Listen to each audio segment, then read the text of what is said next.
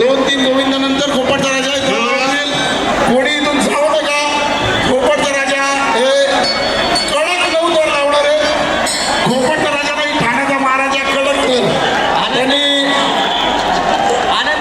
Banner बनवून आणलेला आहे आणि त्या बॅनर प्रमाणेच ते कडक 9 दर लावतील. त्याच्यासाठी त्यांना खूप शुभेच्छा आहेत. 1 लागेल, नंतर आनंदनगरचा राजा लागेल. 2 लागतील.